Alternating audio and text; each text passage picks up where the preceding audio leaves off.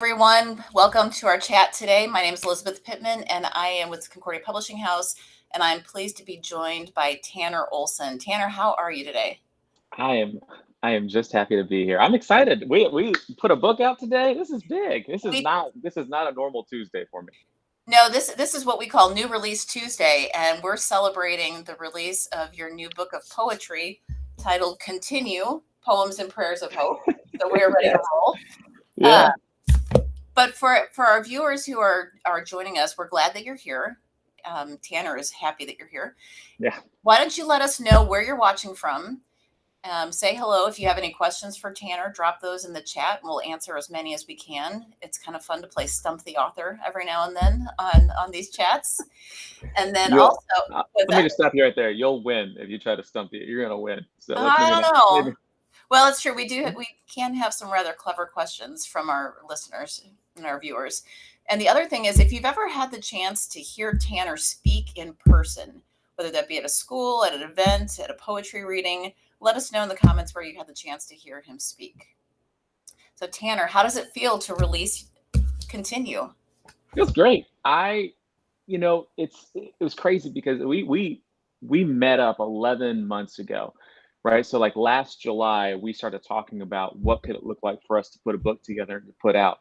And I've mentioned this in the podcast that we've gotten to do, but um, my last two books, I self-published those, and so I touched every single part of it. I had basically, if it all went through me in order to get into the hands of other people. So with this one, like a friend asked me earlier, he goes, how's launch day? And I go, it's great. Like I can't see who's bought the book. All I know is that the book is out, or people are getting it, and people are, sending me texts and kind messages, and that's great. So I mean, I'm super excited to have this book out and to put it out with Concordia Publishing House. It's a big honor. Well, and it's been fun for us to work on this project. And as you mentioned, we chatted last summer at the youth workers national Yeah. 21 for the Hmm. youth workers and national youth gathering, LCMS youth gathering, and it was just a fun chat, kind of like thinking about what are the possibilities, what could this look like, and here we are. And what you told me the other day, which kind of surprised me, when we started those conversations, you had pretty well all the poems in this book already ready to go, right? Hmm. Right. The book was done. It was sitting on my desktop, and there was something in me that said, "Hey, just wait. Like, don't rush to put it out. Something will come along." And that, so I was just sitting on it waiting, and then when we were talking, I was like, "I think I might have something. Actually, I know I have something." Oh, it was fun, and it's been a fun project to see go from start to finish. As Hmm. as new viewers are logging on and joining us on our chat, let us know where you're watching from. And the other question was, if you have ever had the chance to see Tanner speak in person, let us know where. So, well, I'm glad you're having a fun launch day. It's been fun for us. It's been fun to see the enthusiasm as people get their hands on the book and are able Yeah. to explore it and chat. So it's been a lot of fun. Yeah. So It's just a nice day. It's just a nice day. It's a nice day to release a book. it really is. It really is. So we've collected some comments from some folks, Mhm. and again, if you have questions for Tanner, drop them in the chat, and we'll be glad to get to those. So poetry can be intimidating to some people, and we've talked about this. Is there a way that you can best describe the book Continue so that your words can get out to as many people as possible? How would you describe the book to people who might be intimidated by poetry? Well, I'll say poetry in itself can sound extremely intimidating. My poetry is not that. No one has ever looked at me and said, "This is an intimidating human being." I don't put off that kind of vibe. I don't look scary or threatening in any kind of way. And my definitely my poetry is not that either. There are some days where I doubt whether I should even call myself a poet, because you look at some poetry or some poets and some of their work, and there is beautiful structure to it. They are following rules. I don't do that. I don't follow rules. I What I like to do is I like to take the things that I'm thinking, feeling, going through, the things that I know to be true, the questions that I'm wrestling with, and try to find a place where it can make a home on a piece of paper. So the words in this book and the words and the rest of the things that I write and even hopefully the things that I say, it's just something that I want to like invite you into, give it to you as a gift. It's not going to be something that weighs you down, pushes you. It's just going to sit with you. And a lot of the poems inside the book continue. It's something that you can hold on to as you go throughout your day. It's words that when you don't have the words to pray, like flip it open to a page, and I think that you might just find something. Something's going to spark something in your mind or your heart that's going to invite you to pray, or it's going to be words there for you to lift up as well. Deb Burma just chimed in. She said, "Don't follow those rules. That's what's part of what makes your poetry so good." But Deb, let me tell you, I don't even know the rules, so I can't follow them. I don't know them. Well, it's funny. I was talking with a colleague yesterday, and she was sharing a situation where she's been helping work on the book and some different pieces of it. And she described having had kind of a day where, things were happening kind of rough. And she picked up the book, flipped it open, and just happened on a poem, a very short one, but it was the words that she needed right then and there yesterday. Mhm. So it definitely speaks to people, and you don't have to read it start to finish. And I think you would Yeah, encourage us not to. yeah. Don't do that. Don't. You treat it like candy. You just a little bit at a time. A little bit at a time. I mean, I love candy, so there might be might grab a handful of it, but it's also like it's one of those things where it's not a novel. It's not like another like great theological book where you kind of walk through and like, oh, this is this means this, like this. The poems in this book, the prayers in this book, like they're not meant for every moment or every season. Every page is meant for something different. But I kind of think about it like when we read through scripture, all right? And so it's like I'm reading Psalm 23 on a good day, but it sounds different on a bad day, right? But it's still like this hopeful, honest truth. And I hope, and my prayer for this book is that it's going to meet you where you are, but it's going to meet you differently time and time again. Well, you mentioned scripture, and throughout continue, we see poems and prayers that point us to scripture. Right. How have the words and poetry found in scripture influenced your own writing? One of the I guess like big breakthroughs for me when I first realized I liked writing or liked poetry is when I found out that David wasn't just a king, but he was this poet. He was this like poet warrior. And I'm not a warrior. Like I said, I'm not intimidating at all. But like I'm afraid of blood. Anyways, we're not going to get into it. I'll get woozy. But seeing that like not only men, but like men of God should and could and can write from the heart and write something honest and hopeful and true and confessional. That really propelled me to get into writing and creating and sharing something. Um, but when I pick up scripture, when I read through it, like it sings back to me and it invites me into something deeper. And I see that with the way that Jesus does things and the way that he speaks to his disciples and how they respond. There's something very, very poetic about just like who Jesus is, what he does, how he does it. And so I try to take the ways in which Jesus communicates truth, grace, hope, and love in himself to the world. And I want to do that through simple, short writings that are hopeful, that are honest, and that aren't going to leave you feeling alienated or alone. Ryan Schnacke says hi. He said your friend from CUW. Ryan's a great guy. Yeah. So when somebody, let's see here. Here's a question. I think this actually came from Deb yesterday. Where do you find your inspiration, your motivation, and creativity? Because you make it look really easy. Well, I'm glad I make it look easy.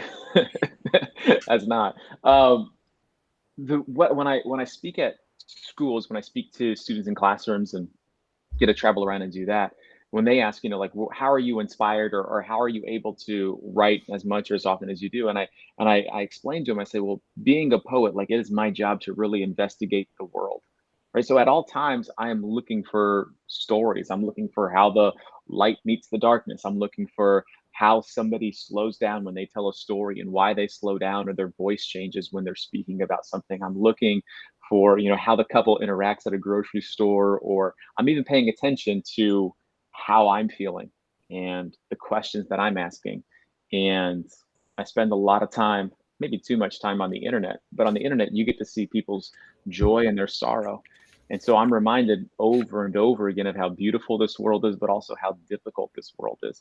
And so for me, when I sit down, I just begin to think about all those things. I carry, I have my phone with me, and so my notes app is just completely full of like half-written poems and ideas and really bad jokes that we'll get to one day. But it's mostly just like I'm investigating the world, and I'm looking for where there is hope. I'm looking for where there is hurt, and I'm looking for where the story is between the two. Can you describe the contents of Continue in one word? No, I want to say it's hopeful. It is. Maybe the um, maybe the best word is inviting. It's inviting. Um, I think the biggest thing, one of the reasons why I started writing and putting stuff on the internet is I don't want people to feel alone. And I think oftentimes we do feel alone, even though we know that we're not. But I think when it comes through in poetry or from somebody that you don't know or from somebody that you do know, like it reminds you that, okay, yeah, I'm not alone, and I'm invited. I'm invited into something. Uh, I often when I speak, I talk about how as a kid, I was afraid to knock on doors, and I'm a pretty outgoing human being once I'm inside of a room. But before I get there, I do not want to go. Just don't want to go. And knocking on doors always gave me great anxiety. But if somebody opened the door before I got up to it, everything changed, right? And so I hope that with this book, like you're invited. You can just come right into the front door. You don't have to knock. You just get to be there. So I think that's a perfect word to describe the book. How long does it take you to write a poem? I guess it depends on the piece, right? Um, there have been some poems that I have written 30 seconds, and they're not good. They're not good. Some of them are like, why, sometimes they are like, I wrote this one poem called Jorts. It's not a serious poem by any means. It is a joke poem. And I was just like messing around one day and I was like, oh, let's just write a poem about jorts. And it basically goes like, I don't need shoes today. All I need is a cutoff and tank top, a tank top and cut off jean shorts. I don't need, or don't call them jorts. I don't even know the poem, but it's so short and not very good, but like it's fun. And then there's other poems. Like there's a poem in my first book. I'm all over the place. It's a poem called King David, and it's not done. It's in the book, but like it's still like it is not done. I haven't touched it in 8 years, but it's done. But it's not done, you Do know? you find that you often continue to tinker with poems, or do you usually reach a point where you say, I'm finished with this one? No, I'm pretty good at being like this one's done. We have to move on. Mhm. Yeah, because you can sit at it and you can change it again and again and again, and you can try to make it perfect. You can try to make it different. You can try to make it something else. But at some point, you just gotta use to send it. You have to ship it, right? Like it has to be because you can spend your whole life writing one poem and it's never going to be good enough. But I When want to try to write as many as I can. You know. when were you first drawn to poetry? Was it Uh, was it before kind of discovering David and his role in scripture, or yeah, come home from kindergarten with your own poems and poetry ready to go, or was it later? I don't really remember writing poetry when I was younger, but I do remember writing poetry in middle school, and that's about the same time that I got into like pop punk music, punk rock music, and so I was heavily influenced by like the music scene and the lyrics from bands like Newfound Glory and Under Oath and Yellow Card, a bunch of like Florida-based bands where I grew up, and listening to their lyrics and just like connecting with it, like finding this like deep emotional connection with words from somebody I didn't know, was extremely intriguing to me. And so I was like, well, I'll be in a band, but I can't sing. I can't play music. I have zero musical talent. Like it's not even like if we were sitting together at church, you would be like, Tanner, why aren't you singing? And then I would sing and you'd be like, okay, Tanner, maybe you don't have to. Like that's how bad it is, okay? But I was always just, like the lyrics from these artists and like made me want to write and to create, mostly because I wanted the way that they made me feel, I wanted to make others feel that way too. And they made me feel invited and welcomed and less alone. Often, so, and actually, your editor gave me this question. So, She's the best. She's great. So often poetry and hymns and other creative writings have a different effect when they're spoken out loud. Do you find that to be true? Yes. Yes. I think when we sit and we read it by ourselves, we don't speak it out loud, we get to really determine where we stop, where we pause, where it's just kind of like it just kind of is. When you have somebody read it to you, or even when you read it yourself, like it changes, right? It changes. I've had people say to me, they're like, I've read your books, but when you read it to me, it makes more sense. Hmm. Right. And I guess there's some truth to that. But I think with like songwriting and hymns and stuff like that, when we read them, we get one thing, but then when we hear it spoken out loud, we might hear something different. And that's why I think it's important for us to not just read something in our heads, but to speak it out loud or to have it spoken over us.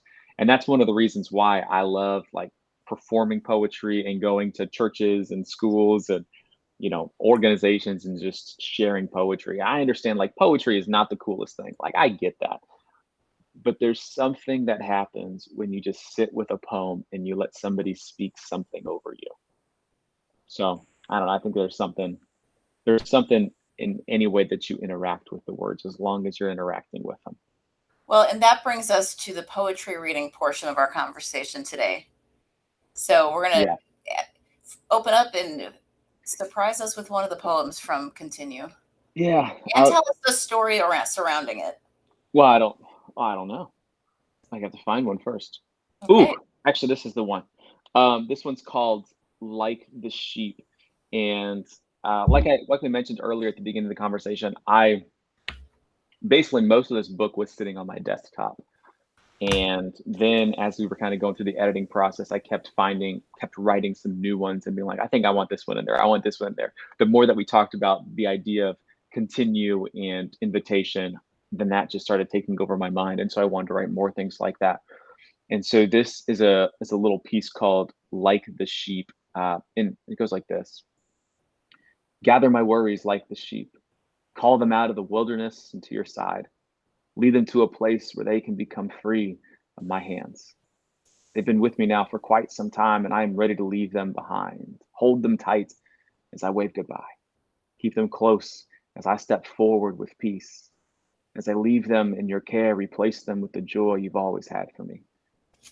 And I think in this like last couple of years, worry has played a big part in my life and probably the lives of a lot of other people. But I know that I can give those to God, and then He can take them and walk the other way with them, and then He leaves me with His peace, with His joy, with the hope, and with invitation to continue walking light and free. And so I really wanted this poem in there, and I just big fan of animals, so there's that. When you have your Continue ambassador there in the room with you. So for our viewers, and Yes, ma'am. I should have I'll panned that. oh there, yeah, there's Pancake. So Pancake was busy reading the Yeah, book yeah. earlier this week. Earlier, well, yesterday, today. Let me find He's it. reading. He was reading this morning. Yeah, he's a So busy there he guy. is. Yeah, There he is with reading the book. So I think Pancake and poetry is a real thing. yeah. I would. Yeah, that's my dream. My dream tour or dream event is Pancake and I, my wife too. We'll come. We'll hang out. You can pet Pancake. I'll read you some poetry, and we'll just hang out. Well, tell us about that because you do speak quite a bit. Yeah. Where will your speaking tour be taking you in the next number of months, or where would Yeah. you So like it to take you? I'll go anywhere. Preferably not the Midwest in winter, but we can get there. And I recently made a video for the National Youth Gathering, and I kind of threw Nebraska under the bus, so I don't think they're going to want me to come back anytime soon. But I do love me some Nebraska, although Hey, you may not let me. hey, Deb, if you're still with us, I think you could let us know if Nebraska's open to having Tanner come. So, My greatest apologies for calling Nebraska Diet Iowa. I thought it was a funny joke. Apparently, it wasn't. Uh, but yeah, so I get to travel a bunch and share poetry. Usually, kind of what events will look like is usually if it's a school attached to a church, I'll share poetry with the students at the end of the day, and then that evening I'll do a night of poetry and storytelling. And musician Blake Flatley and I have some events that we're starting to book and put together and have some conversations with people in California and Minnesota and Illinois. So we're looking at bouncing all around. I'll certainly be in Ponce City, Oklahoma in September for an event. Blake and I will be there. And there was a comment on the post I think yesterday. the Highleys would be very happy to have you come through Yeah, yeah, Oklahoma. yeah, yeah. We're super excited. I get to go to Oklahoma quite often. I never thought that's where I'd be going, but I was just there a couple months ago talking about mental health with some high school and college students. So yeah, I get to go a lot of places and do a lot of things, and I'm super thankful to be able to when people are like, yeah, we want to have someone come share poetry. But it's been a lot of fun to put together events with Blake. So it's music, he sings hymns and I share poetry, and so it's like it is really a night of words. It's a night that is heavy with some of his stuff and light with some of my work as well. But it's also like my hope with when I do events at churches and schools is I talk about things that maybe the parents don't necessarily want to bring up. I'll talk about mental health. I'll talk about what it looks like to follow Jesus when it's heavy and it's hard. And it's coming from somebody who's a writer and an author, not their pastor, not their youth leader, not their parents. And so I get to come and kind of sprinkle some thoughts there that they get to pick up and discuss as a family or as a congregation. Well, Nebraska has chimed in and they say spring, summer, or fall, we'd take you then. As long as it's not winter, I'm all there. We are there. Yeah, yeah. Well, I was supposed to do a tour in Nebraska the week before the pandemic started, and then the pandemic started, and then yeah, or the week after the pandemic started. Yeah. So Change everything. Well, Sarah Crowder sent the question in. What advice do you have for ninth graders who are going to be starting high school this fall? yeah, I think a lot of my advice boils down to um, like just slow down. You gotta give it time, and then it, I think back to my freshman year of high school, and that was awful. But I went from a Lutheran school, St. Luke's Lutheran Church and School in Oviedo, Florida, to the public high school to Oviedo High School. And so I went from a class of 40, 50 kids. We all dispersed went to different high schools. And then I was basically alone at a school of 3,000, 4,000 kids. And that was hard and difficult. But I think that if I could go back and talk to myself about it, I would, remind myself like, hey, just take your time. You got to give it time as you go. Like it's going to take time to make some friends. It's going to take some time to find your place, but like you're going to find it and it's going to be okay. And you have people who are around you and who are with you. And when your head gets loud, like you got to remember that God is still there. It's going to be okay, but it may not feel that way. Well, that's great advice. And I have a son heading into high school, so I'm going to make him come listen to your words because he won't listen to it from me, as you mentioned earlier. So they're Well, good. yeah, I'll tell him. I'll tell him. You can tell he'll be at the youth gathering, so you can feel free to tell him. And actually, Right. this is fun. I was telling you the other day. I think that my oldest son is on a trip with his classmates from Lutheran South for 2 weeks in Europe right now. They've been gone for like 48 hours, maybe not a long time.